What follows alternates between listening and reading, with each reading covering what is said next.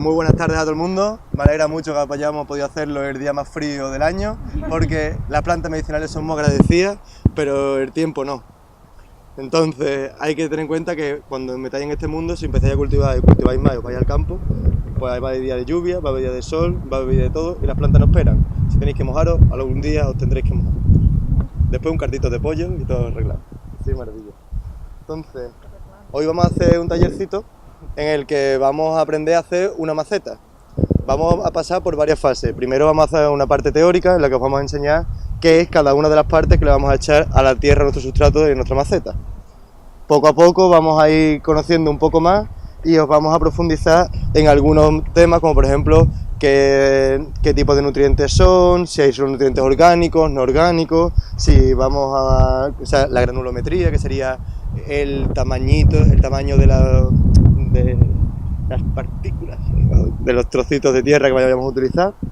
Y poco a poco, pues al final esperemos que todos vayáis de aquí con una maceta y con la maceta que más os guste, a ver si podemos elegirla.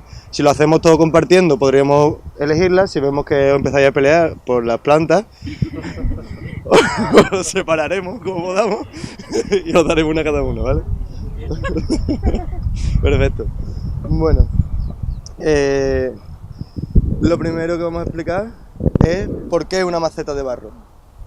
Una maceta de barro es importante porque las macetas de plástico no transpiran. El plástico sale muy barato, pero al final sale caro.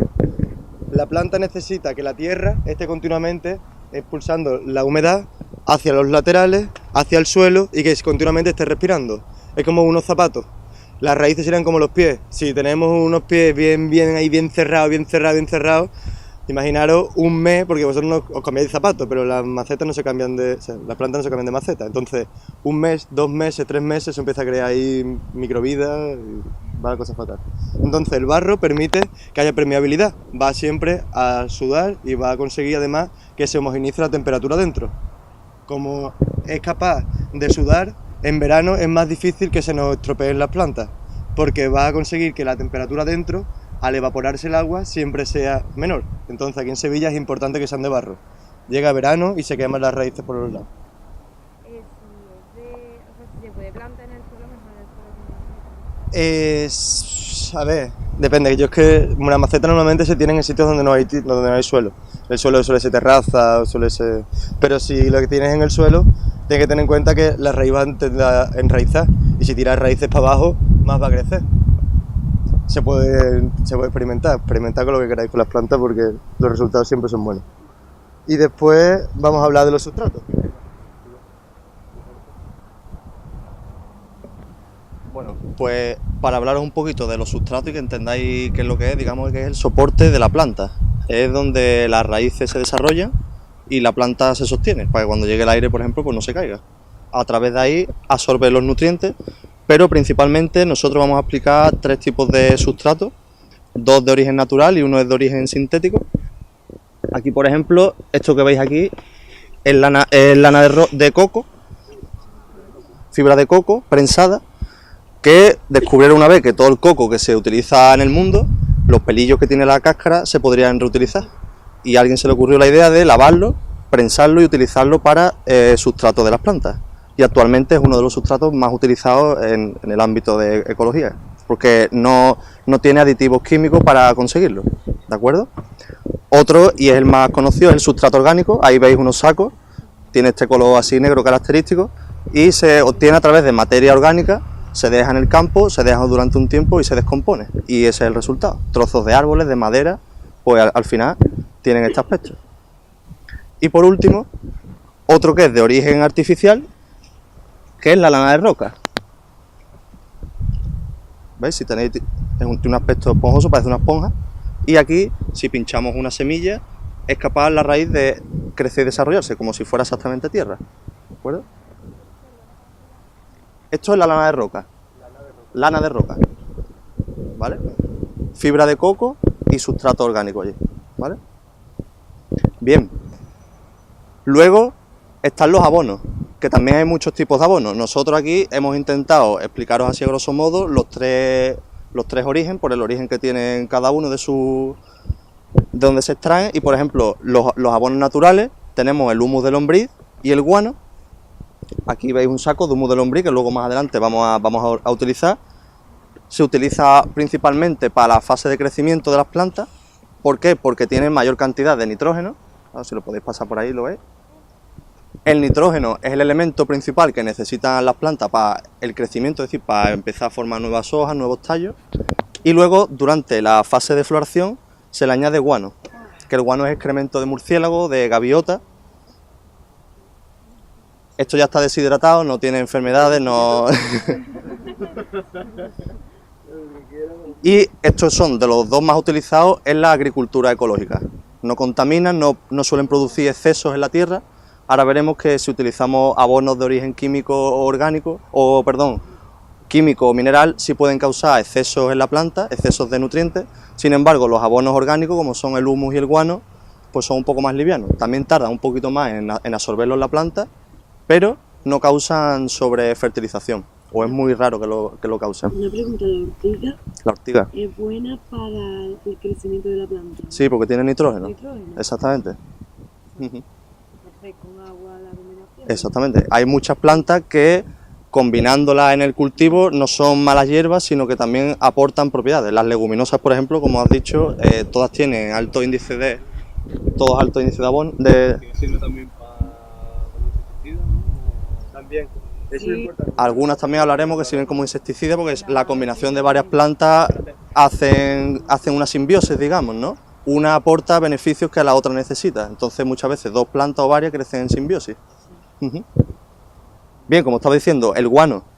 El guano lo que aporta es mayor cantidad de fósforo y potasio, que es lo que necesitan las plantas en la fase de floración. Para desarrollar el fruto o la semilla necesitan de esos dos macroelementos, que ya hablamos el otro día, que eran el fósforo y el potasio, ¿vale? Luego, ¿qué otros tipos de abonos hay? En el mercado existen muchos. Aquí, por ejemplo, tenemos abonos de origen mineral. Este abono, por ejemplo, se utiliza para la fase de crecimiento, es de rápida absorción, es decir, actúa rápido, en pocos días la planta es capaz de absorberlo. ¿Por qué? Porque ya viene la sustancia que directamente absorbe la planta. No tiene nitrógeno en sí puro, sino que tiene nitrato o los componentes NO3, que son los que solubles en agua ya absorbe la planta directamente, ¿vale? Y luego aquí estos son abonos de origen químico. Directamente se sintetizan cada componente, cada macronutriente, se hace una mezcla y dependiendo de la planta, la que mayor proporción necesite de si nitrógeno, fósforo o potasio se van mezclando en distintas proporciones. Este ejercicio lo vamos a hacer entre todos y es importante para ver si habéis estado atentos. Nitrógeno, fósforo y potasio. ¿Para qué sirve el nitrógeno? ¿Seguro? A ver, ¿quién dice que es el nitrógeno? Seguro, ¿no? Vale. ¿Y el fósforo? ¿Y el potasio? También. También para la flotación. ¿Y qué es lo que va a pasar si falta alguno de ellos o si hay exceso? Tenéis que pensar que vosotros... Antes de matarla vais a verla sufrir. Entonces, el nitrógeno es este verde, que como parece, ¿sabes? Le ponen el color verde porque toda estructura verde de la planta se va a crear a partir del nitrógeno. El fósforo y el potasio le ponen más colores típicos de florecilla, para que vosotros entendáis que se utiliza más para las flores. Pero tened en cuenta que nitrógeno, fósforo y potasio va a ser la clave de vuestras plantas. Entonces, el humus de lombriz, ¿qué tiene? Nitrógeno, fósforo, potasio. Nitrógeno. Nitrógeno, fósforo, potasio. A ver. Nitrógeno. Nitrógeno. Claro que sí, hombre. ¿Y el guano tiene? Fósforo y potasio. Yo tengo una plantita, la plantita está chica, ¿qué le he hecho? Mi planta está grande, de repente veo que empieza a salir las flores, ¿qué hago? Toma, ya está, maravilla. Con eso me doy por satisfecho. Vale. Pues como me ha dicho Manuel, estos son los macronutrientes, que son los que la planta necesita en cantidades más grandes, pero también existen los micronutrientes, que ya veremos que eso los aportan el sustrato, dependiendo si es arcilla, dependiendo también el tipo de suelo que añadamos, se traspasan varios micronutrientes, el zinc, el cobre, el magnesio, son elementos de la tabla periódica que también los absorben en pequeñas dosis las plantas también, ¿vale? Bueno. Vale. Como insecticida, pues en la agricultura ecológica Nosotros utilizamos principalmente el jabón potásico. Es jabón de origen natural que contiene alto contenido en potasio, como bien dice su nombre, y cuando se pulverizan las plantas, los bichos, es decir, el pulgón, la araña roja, los tris, no sé si os suenan algunos, se sienten incómodos y se van. Simplemente es eso. Ya está. No mata, no es agresivo, no mata a grandes bichos, te puedes tomar jabón potásico que no te vas a morir, pero incomoda. Los incomoda, es decir, no es algo letal, no es como... Reblandece el exoesqueleto. Es Claro, decir, que ayuda a que otros insecticidas entren dentro. Exactamente. Va a hacerlo más blandito y una vez que ya está blandito, ahí tú sabes, típico, con agua con jabón en la ducha os ponéis estos blanditos. Pues imagina que ahora ellos echarán veneno. Sería, lo absorberías todo. Lo mata, claro. Va poco a Pero poco. empieza a sentirse incómodo, es decir, no es un insecticida que actúe letalmente. El jabón potásico sale de la mezcla de ceniza. Es decir, que hay muchas bases para hacer el jabón. Se puede hacer a través de aceite usado, se puede hacer a través de muchas maneras. El jabón potásico es a través de la ceniza. Con otros jabones, por ejemplo, quiero matar pulgón y ahora lo único que tengo en mi casa es Fairy. A ver, estáis utilizando un ultra jabón ultra concentrado para una plantita. Entonces hay que tener en cuenta que la planta se puede morir. Si tiene un pequeño corte, si tiene un pequeño corte y si tiene un pequeño corte y en el corte le entra agua con jabón, si es jabón potásico es un jabón más delicado. Si le entra jabón de Fairy, pues es más duro y va a entrarle la salvia, con lo cual pues vais a envenenar un poquillo la planta. Mejor utilizar jabones más suaves. El jabón potásico este sale súper barato. Si algún día lo necesitáis o algo, nosotros decimos dónde lo hemos comprado. Sí.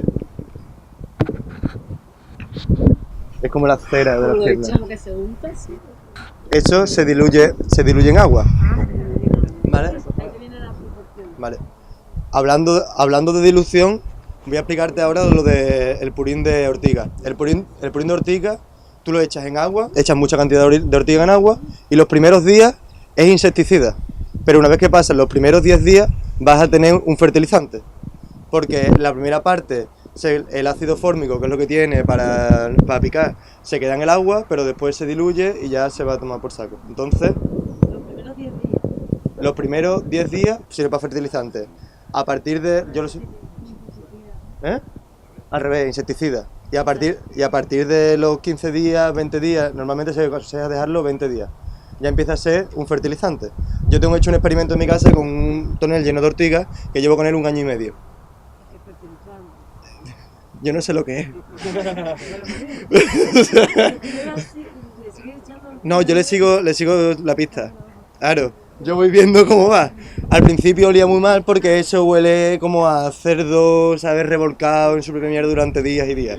Entonces le ponía un taponcito por encima, otro bote encima, para que los gases que salieran no olieran, ¿sabes? No te pegaran la nariz directamente. Y así he conseguido que dejara de oler. No lo puedes tapar. No lo puedes tapar porque eso emana gas. Claro, entonces al emanar gas puede que se hinche la botella y algún día te encuentres todo lleno de purín de ortiga. Esto es para la parte de crecimiento vegetativo. La consuelda, que es otra planta, se utiliza el purín de consuelda para la parte de floración. Igual que está el humus y el guano, pues para la parte de floración se utiliza el purín de consuelda. Igual, se echa en agua y a partir de los 20 días pues se puede empezar a utilizar para fertilizantes. Vale, esa es una buena pregunta. Podéis echarle lo que queráis, todos se lo van a comer. Son plantas, de hecho comen cualquier cosa. Y como no lo hemos dicho hasta ahora, prácticamente todo lo que hemos traído es mierda. Es decir, por si acaso alguien está un poco perdido, le estaba diciendo sustrato, humus, guano, mierda. Entonces, al final lo podéis encontrar en cualquier sitio. Leche, miel, azúcar, problema, enfermedades. Si le echáis cosas muy orgánicas que se van a degradar muy rápido, pues puede crear hongos, bacterias, pueden crear un sitio incómodo para vuestra planta. Si ya es ese mismo alimento, pero ya degradado y podrido, le habéis ayudado a la planta a que se lo coma más fácilmente. Entonces el pozo del café, vale, porque tiene minerales. Y además ya está hervido y además tiene, ¿sabes? Que es algo bastante bueno. Yo he escuchado hasta el agua de las patas. ¿Por qué? Porque yo lo hacía y todo el agua que salía más o menos. Así que ponen un platito. Bueno, un plato. Hacía uno. Dime. La mierda de caballo que tiene nitrógeno. La mierda de caballo y está muy equilibrada. Nitrógeno, fósforo y potasio, tienen las tres. Sí, sí.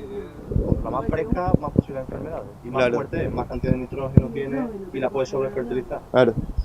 A partir del año, 2 años de curación, que no estamos hablando de días, sino de años, empieza a curarse y poco a poco va siendo mejor calidad, O sea que si la hecha fresca, tiene que ser menos cantidad.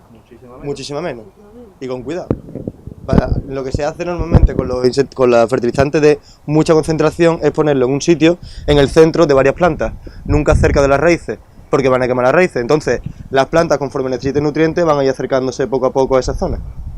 ¿Vale? Para conseguir fósforo y potasio. La cabra, el mierda, seco de cabras. La cabra. Claro. El seco de cosas. La gallina, por ejemplo, es lo más equilibrado. Con la gallina es lo más equilibrado, es como la proporción de nitrógeno, fósforo y potasio más Entonces, equilibrada. primero le echaría mierda de caballo y luego ya cuando vaya. En la transición en gallina y al final de la floración el cerco de cabra oveja. Luego la gallina con. La gallina es la fase intermedia entre cambio de fase. El guano es mierda de pájaro. Claro, el guano es mierda de pájaro. Entonces, como es mierda de pájaro, la gallinaza o mierda de gallina, caca, o como queramos llamarlo para YouTube, es importante que sea de pájaro. Las hay de gaviota, que es un poco más ácida, las hay de murciélago, que es un poco más equilibrada. Conforme más equilibrado, menos te tienes que preocupar y más puedes echar voleo. Y como estamos hablando de algo que hace la gente muy a menudo, pues normalmente tendemos a hacer las cosas más sencillas. ¿Vale? Y creo que ya de nutrientes... Vamos a hablar de vermiculita. Vermiculita, perlita... Vale. Vale, pues para terminar, vamos a ver los últimos añadidos que le podemos echar a nuestra maceta dependiendo de las necesidades de la planta. Aquí vamos a agregar componentes que retienen humedad o componentes que dejan pasar el agua, dependiendo de si nuestra planta necesita más cantidad de agua o menos cantidad de agua. Por ejemplo, la perlita es un mineral, absorbe agua, pero normalmente deja pasarla, es decir, retiene agua durante muy poco tiempo. Por lo tanto, a plantas que necesitan muy poca agua, como el aloe vera o algunos cactus o crasas, es recomendable que se le eche más cantidad de perlita para que filtren y dejen pasar más cantidad de agua, no la retengan en el sustrato. Luego está la vermiculita, que también se obtiene a través de un mineral. Se pone en un horno, se descompone y al final tiene esta apariencia. Podéis ir pasando por ahí.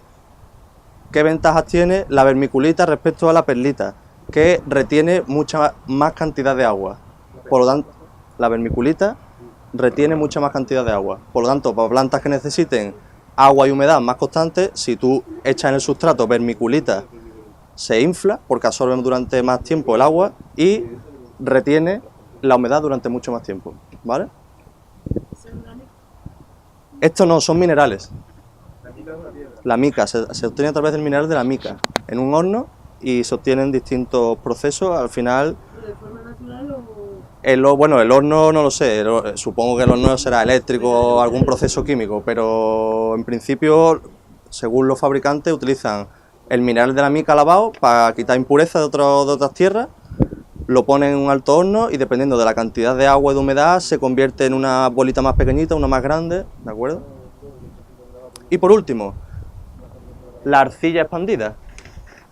Son estas bolitas de aquí que nosotros vamos a utilizar como drenaje. Esto se coloca al final de la maceta para que el drenaje es muy importante porque toda planta necesita evacuar el agua por abajo. Si una planta no tiene un buen drenaje, es una planta muerta. Toda planta que no gotee agua por abajo y que retenga la humedad ahí, se pudre en las raíces, se muere. Por lo tanto, es muy importante el buen drenaje. Esto se utiliza para la primera capa que vamos a depositar en la maceta y que tenga un buen drenaje la maceta, ¿vale? Un escurrido. Exactamente. Sí, no sé si lo habéis visto, ¿vale? Estaba muy bien preparado. Y por último, para terminar, os voy a enseñar dos métodos de germinación que, aparte de echar las semillas en tierra directamente o en sustrato, se pueden utilizar dos métodos principales que son taquitos de turba. Estos son tacos de turba. Aquí se deposita la semilla, podéis ir pasando. Son caros, ¿no? Los tacos de turba, bueno, depende. Cuesta 15 céntimos por ahí. 15 o 20 céntimos cuesta cada uno. Cada uno, Semilla, claro, cada uno. Por Pues semilla. sería caro. Se ponen en agua Se echan en agua, se deposita la semilla y poco a poco empiezan a absorber la humedad y se van a hinchar, hasta que al final se queda como un taquito, de eso así que está comprimido y seco y deshidratado. Cuando le añadimos agua se comienza a hinchar. No, la turba es inocua, no tiene propiedades ni aporta nitrógeno ni nada, sino simplemente es como suelo, ¿vale? Para que ahí enraíce la planta, ¿vale? Una vez se hincha esto con las semillas, entonces lo podemos hablar más. Claro, ya una vez que la semilla empieza a germinar y desarrolla un poco de raíces, ya la planta es fuerte y ya la puedes pasar a otro tipo de sustrato, de maceta más grande, o incluso al suelo. Y para terminar, este era el segundo que os iba a decir. Aquí también podemos cortar con un cúter trocitos, hacer taquitos y en esos taquitos también se pueden meter semillas germinadas y la planta germinaría exactamente igual que ahí, desarrollaría las raíces y luego se puede trasplantar o germinar directamente al suelo. Para acabar, antes de deciros que nos pongamos aquí manos a la obra o explicaros las plantitas, hay una cosa que es muy importante. Si no tenéis acceso a todos estos materiales, si no lo conocéis o si os olvidáis, una maceta podéis coger tierra directamente también del suelo. Sino simplemente tenéis que ver qué tipo de planta tenéis. Si tenéis una planta que necesita muchísima agua, pues tenéis que coger tierra que veis que se encharca, como la tierra arcillosa, que se reconoce porque tiene un color marroncito, como las vasijas de barro, ¿vale? Como esta por ejemplo es arcillosa, ¿vale? También está la tierra volcánica, que es una tierra más inerte, es oscura, pero para las crasas, para los cactus viene muy bien, porque drena mucha cantidad de agua. Y luego hay muchos tipos de tierra que también son las calizas, que son otro tipo de tierra que hacen el pH más básico y tenéis que, dependiendo de la planta que queráis, pues un tipo de tierra a otra, ¿vale? Pero no es necesario, estrictamente necesario, armar todo esto para preparar una maceta, puede ser mucho más simple, ¿vale? Un huerto se tiene que... Tiene un tipo de suelo, un suelo no lo puedes cambiar, lo puedes mejorar, transformar, pero si tu suelo es alcalino y tienes piedras calizas abajo, no vas a poder mover todas las piedras. Te tienes que adaptar a tu huerto. Especializarte a ese tipo de plantas. Claro. A especializar las plantas y tener un bosque de lo que tú necesites, a tener un rinconcito con el que estés luchando continuamente porque eso funciona. Claro. A ver, hay métodos que, por ejemplo, si yo tengo un suelo ultra alcalino y quiero plantar fresa, las fresas tienen raíces muy pequeñas y puedo añadir un sustrato por encima que la fresa no va a pasar varios metros para abajo, pero árboles, arbustos y eso no podría, porque abajo al final se va a encontrar con el suelo que yo tengo ahí, eso no lo puedo mover. Tenía un huerto, porque no estoy teniendo ahí y de wafer, era un tipo de wafer, se han hecho mierda y creo que tengo todo cierto que se puede. Pero zanahoria. Muy bien. Para los que no tengáis cero presupuesto, es decir, que no podáis comprar nada, tenemos la arena de playa drena. Es decir, si mezcláis vuestra tierra con arena de playa o pilláis un camión de arena o ya lo preguntáis como queráis, pero que es una forma más barata de poder conseguir que la tierra empiece a drenar.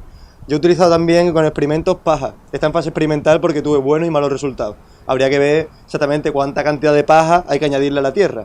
Pero con una maceta con tierra de suelo y paja así enmarañada, hecha un nudo, la paja para que drene. Para que el problema es que la tierra pesa mucho y conforme tú la mojas va cada vez depositándose más al fondo. Entonces, para que se vaya depositando en diferentes niveles, le puse la paja para que dejara huequecitos abajo y se fuera moviendo la raíz. A ver, ¿y qué más estábamos hablando ahora? Y que las plantas curan otras plantas, que estábamos hablando de que las plantas curan a nosotros, las plantas curan a otras plantas, las plantas desinfectan a otras plantas. Hay que saber qué plantas hace qué con qué otras.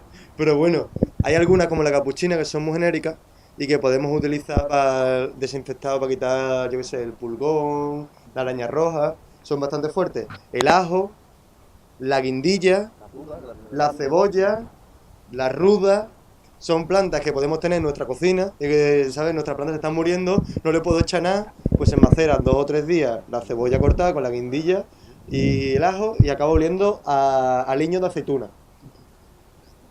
¿Qué tú dices? ¿Y yo que le voy a echar aliño de aceituna a los bichos? Sí, y funciona bastante bien. Así que mezclando un poquito de unas cuantas plantas vamos a conseguir también ahorrarnos dinero a la hora de comprar fertilizantes.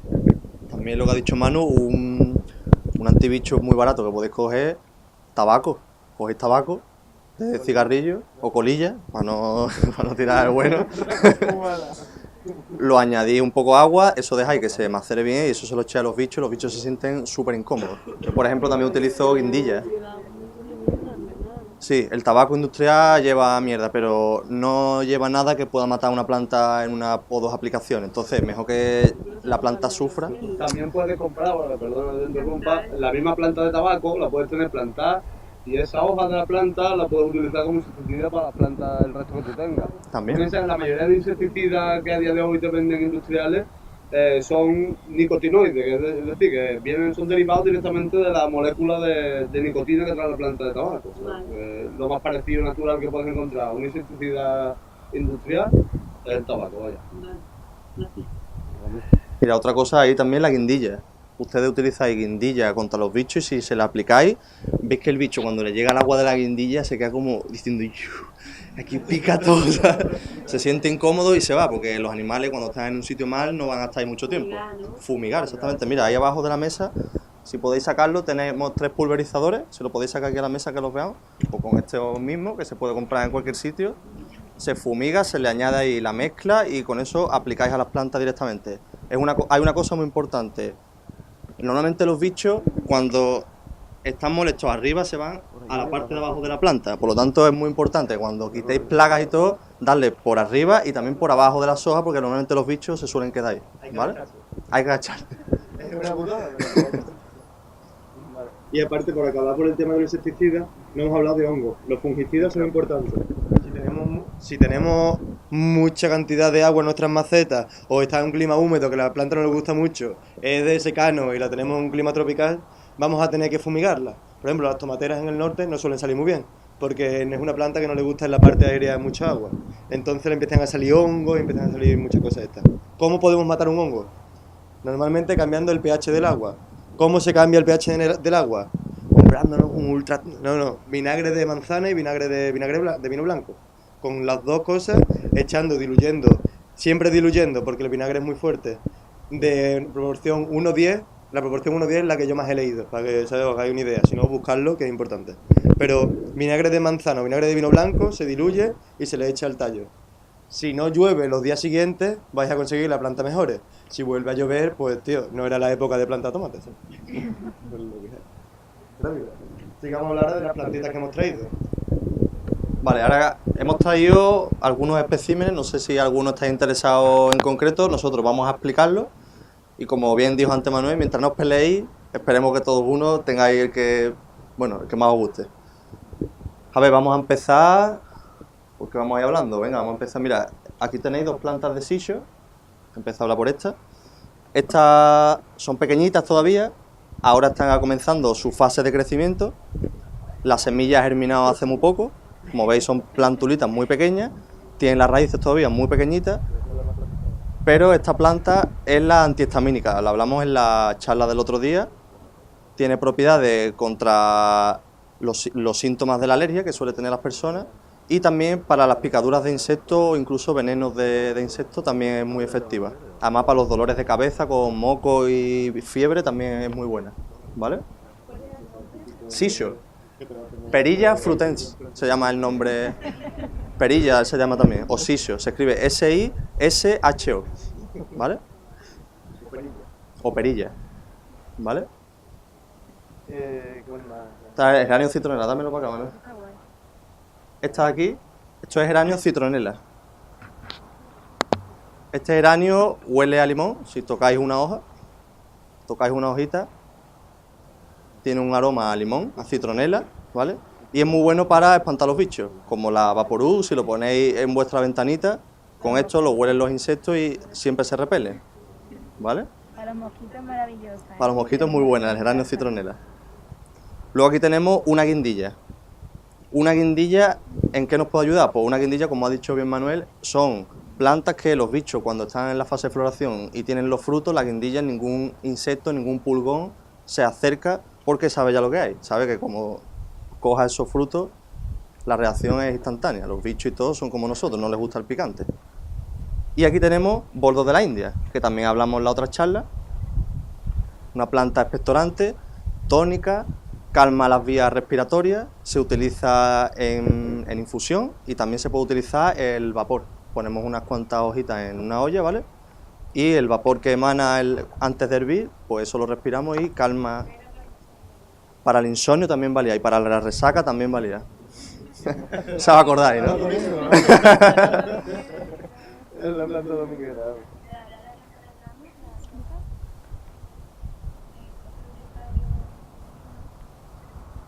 Sí, las hojas exactamente, desde ahí, ¿vale?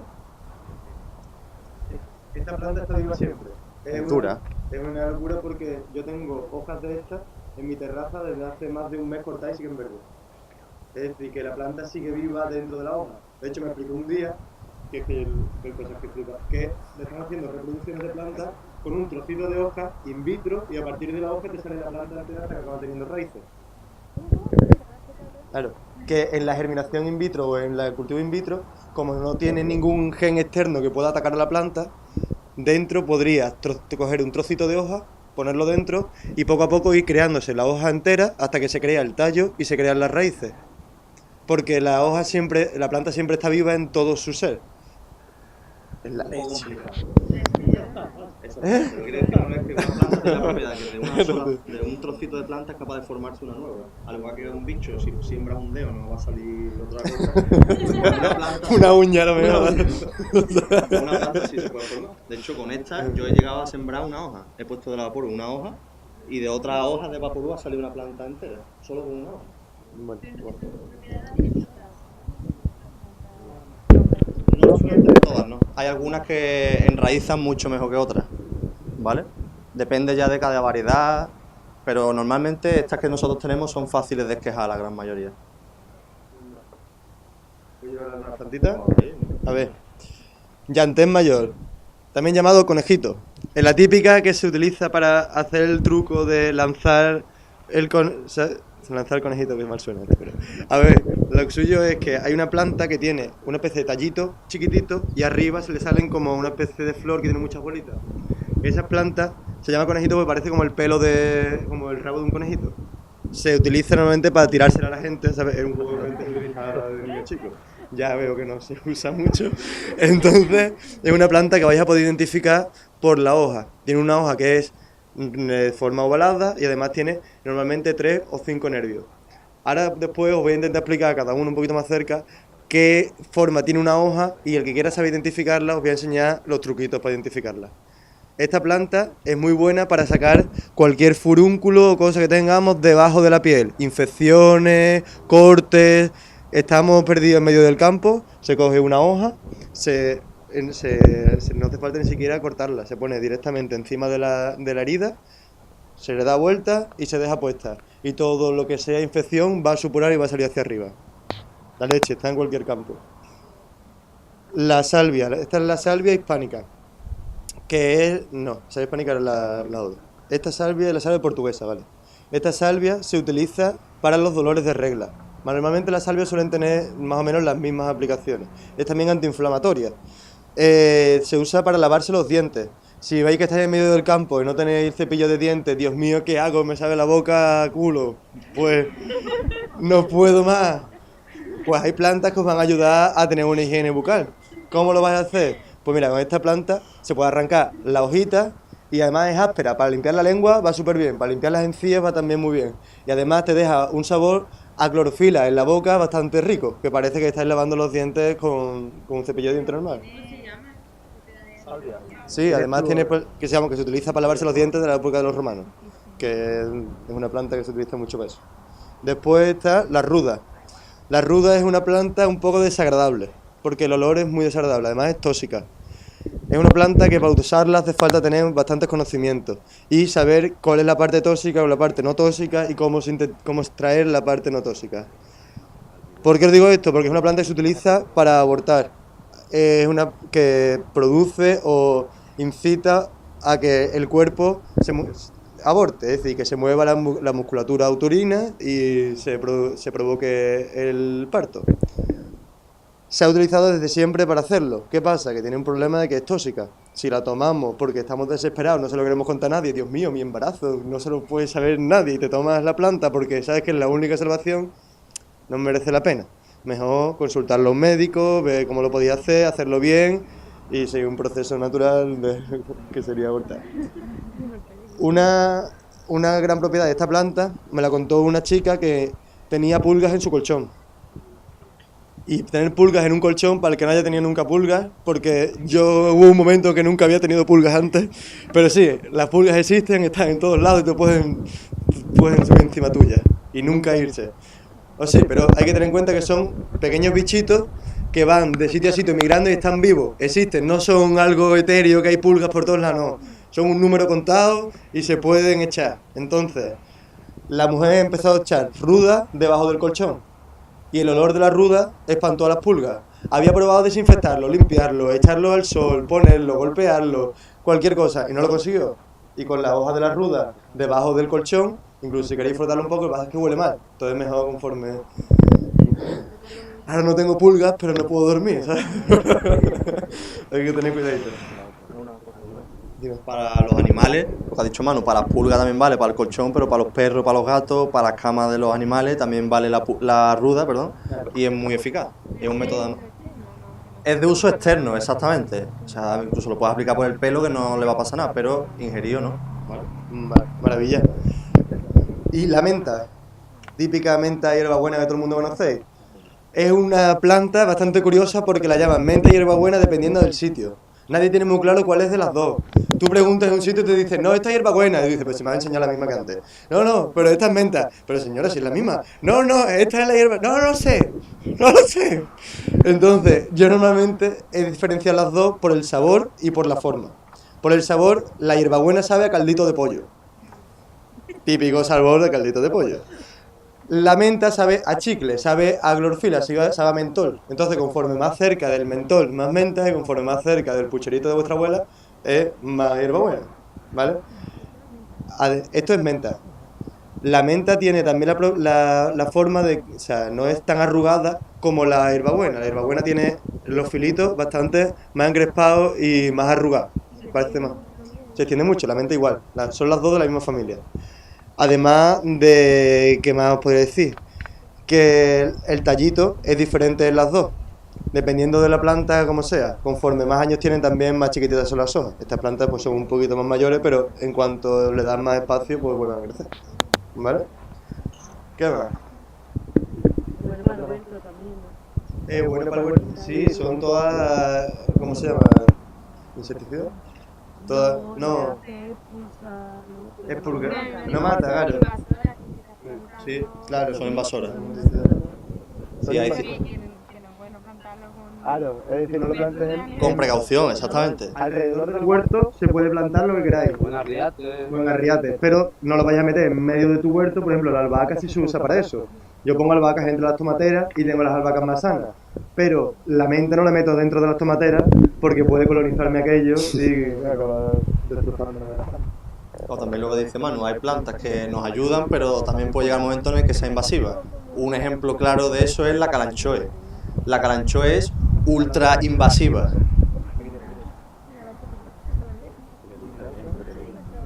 Esta es la calanchoe pinnata, en la que hablamos también el otro día, anticancerígena, pero tiene una propiedad que es increíble. De cada puntita de esta de la hoja sale un nuevo hijuelo, es decir, cada hijuelo que cae luego al suelo es una nueva planta. Pero si yo rompo un trocito de la hoja y la tiro al suelo, de ese trocito vuelve a salir otra. Y si pongo un trocito de tallo, vuelve a salir otra. Y si partimos esta planta en 1000 trocitos, de cada trocito vuelve a salir otra. Es decir, es una planta casi inmortal. La calanchoe es antitumoral. Para las heridas que se están engranando, por ejemplo, también son muy buenas. Y aquí veis, por ejemplo, una hoja ya está saliendo ahí un hijuelo. Otra calanchoe totalmente nueva. ¿Cómo se consume esa? Esta se puede consumir en ensalada. Se corta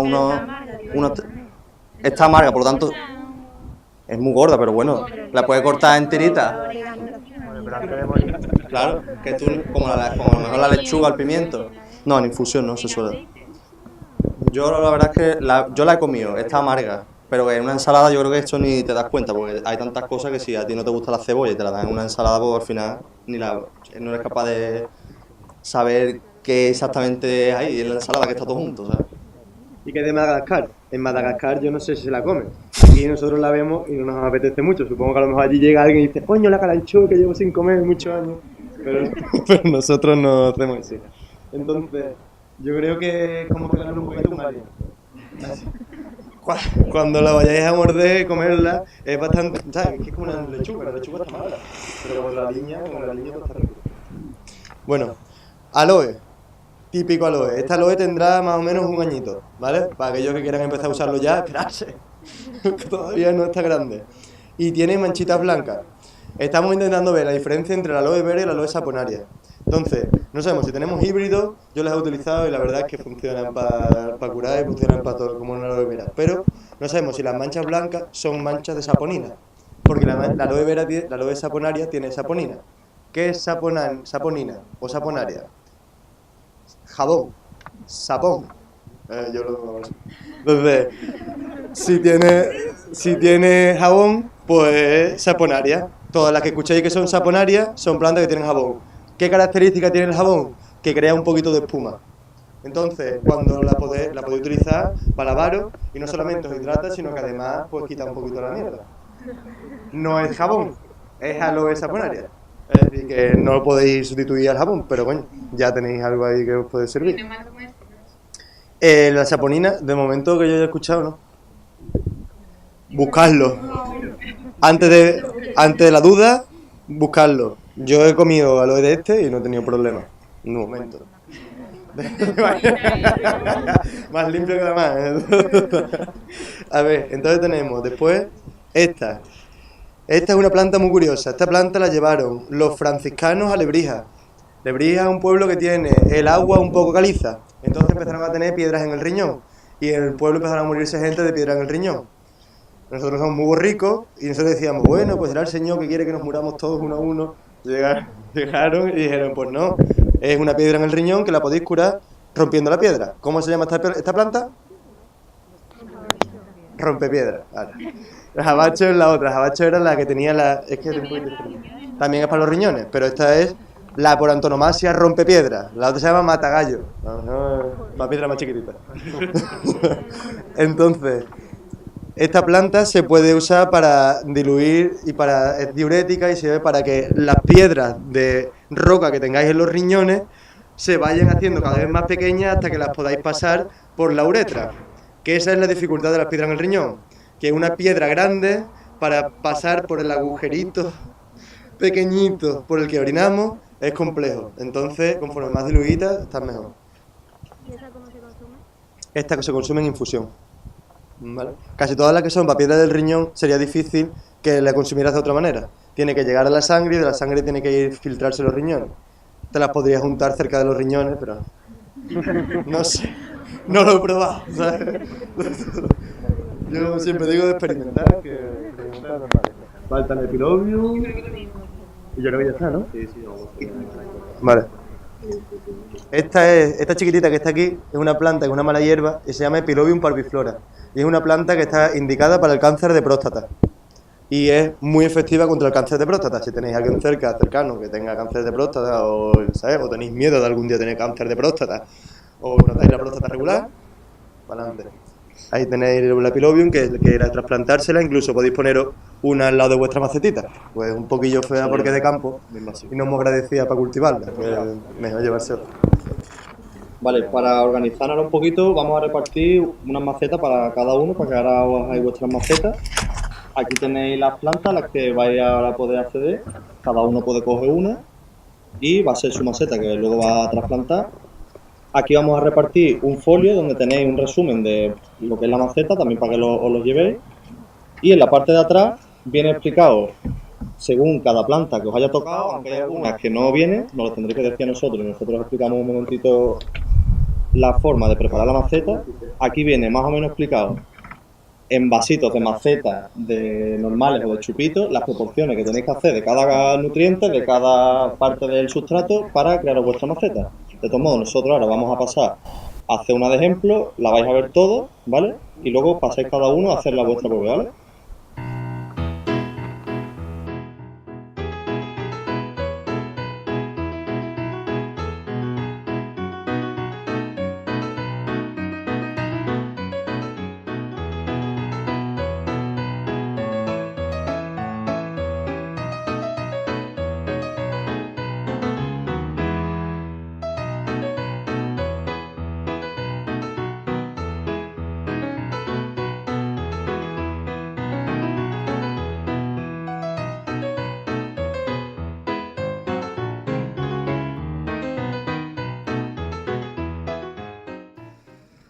Bueno, estas dos chicas acaban de construirse su maceta y vamos a preguntarle a ver qué le ha parecido estas sesiones de plantas medicinales. ¿Qué te ha parecido la sesión? Pues muy bien, muy interesante, la verdad es que aprendió mucho, no sabía que el proceso de plantar una planta tuviera tantos pasos ni tantas cosas importantes y nada, ya lo sé, ya puedo construir mi propio huerto. ¿Y qué es lo que más te ha gustado de todo lo que hemos hecho? A mí pues conoce tantos abonos y tantas partes importantes del proceso, por ejemplo la perlita, yo no sabía ni que eso existía antes de haber venido aquí. ¿Y crees que se te morirá o que vivirá? No, va a vivir porque yo ya sé cómo la tengo que cuidar, la tengo que echar agua una vez a la semana y en agosto a lo mejor todos los días. Estupendo. ¿Y a ti qué te ha parecido? Pues a mí también me ha parecido súper interesante porque hemos aprendido muchas cosas de cómo cuidar las plantas. A mí que me gustan mucho las plantitas y en casa y siempre la lío y se me mueren, pues ahora ya sé todos los truquitos y todas las cosas para plantarlas bien y que crezcan. Muchas gracias.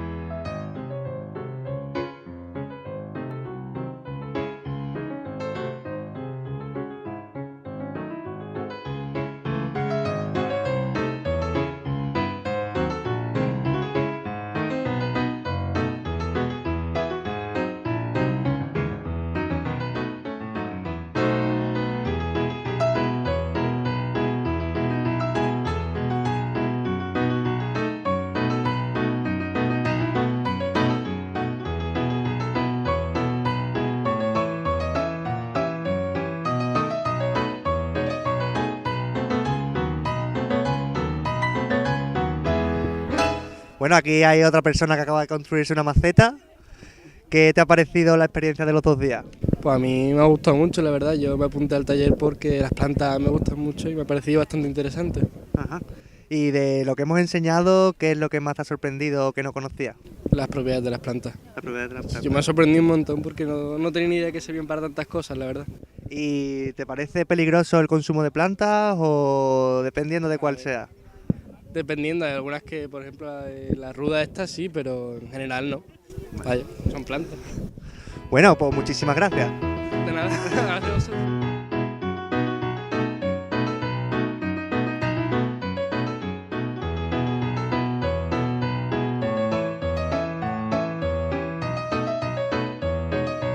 Bueno, aquí tenemos otra persona que se ha construido una maceta y vamos a preguntarle qué le ha parecido. ¿Qué te han parecido las 2 sesiones? Bueno, pues las 2 sesiones, la verdad, las 2 sesiones me han parecido muy interesantes. Primero la primera de plantas medicinales, que me he enterado de muchas cosas beneficiosas que tienen las plantas y demás, y la verdad me ha parecido súper interesante. Y luego esta, pues muy práctica y también muy divertida. Y no sé, y eso. No sé. ¿Qué es lo que piensas acerca de la peligrosidad de las plantas medicinales? Bueno, que hay que tener cuidado, ¿no? Que ante todo precaución, que tenemos que saber antes de recomendar cualquier planta y eso, y que algunas son tóxicas, pueden ser letales, las cantidades y un poco eso. ¿Y has aprendido cosas nuevas o ya lo sabías todo? No, bueno, además, lo sabía todo, en verdad, no. Aprendí un montón de cosas, por ejemplo, bueno, beneficios de diferentes plantas, muchas. Por ejemplo, el tema de los sustratos de las plantas, nitrógeno, fósforo y potasio, perdona, no se me olvidaba. Y potasio, el tema de la, que tiene unos nombres, vermiculita y perlita, y eso no lo sabía, y no sé, y un montón de cosas, en verdad, he aprendido un montón. Bueno, pues disfruta de tu plantita. Ya, muchas gracias, eso espero, que disfrute, que mate todas las pulgas que tengo alrededor.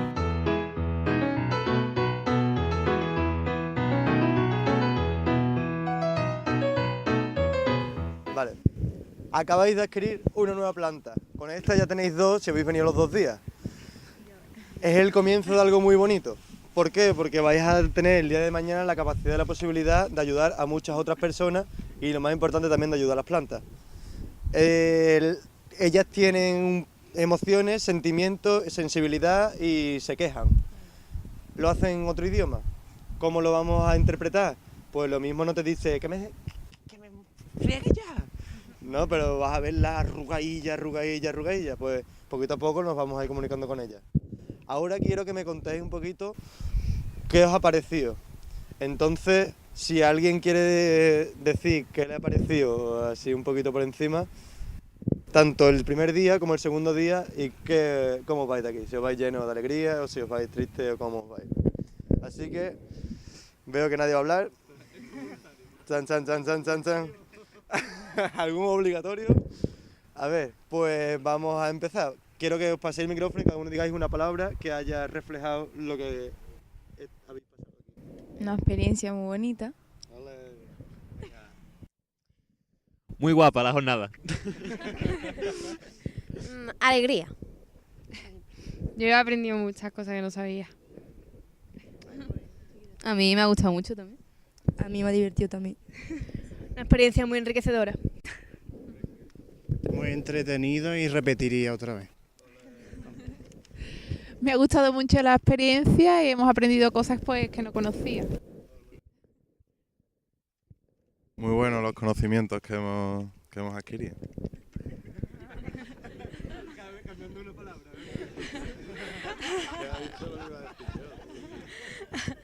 A mí me habéis empicado mucho con lo de las plantas.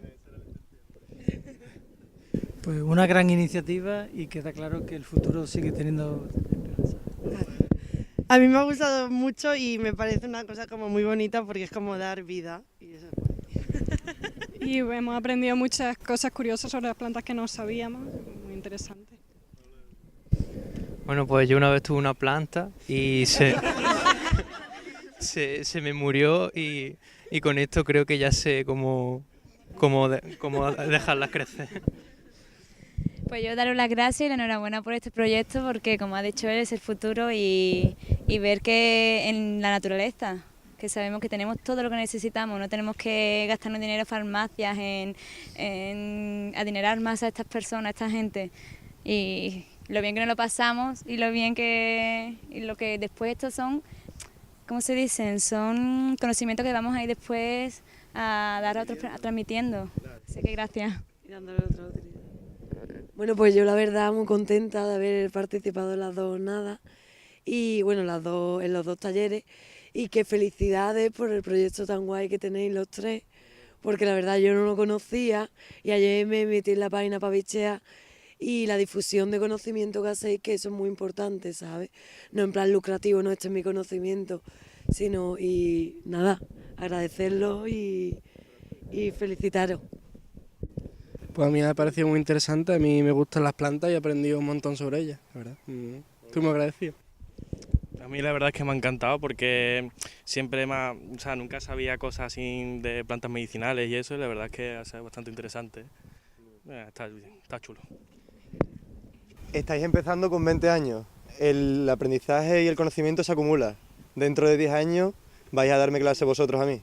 Así que apuntad, escribid, cuando vayáis a los sitios conoced, escribid todo lo que podáis porque os vais a olvidar, y además que sepáis que es una buena forma de hacer amigos fuera de vuestra casa y cuando vayáis a los diferentes pueblos. Siempre hay una viejecilla que sabe plantar. Siempre. Pues muchas gracias también a vosotros por haber participado. Somos 3 chavales que hemos empezado con muy poco dinero y con mucho tiempo porque estamos en una época difícil. Así que si vosotros os veis y veis que vuestra vida va hacia un camino un poco dudoso, empezad a moveros ya porque todo lo que empecéis a hacer ahora, dentro de unos años, va a ser mucho más grande. Así que muchas gracias a todos. Un placer. ¡Cuidadla!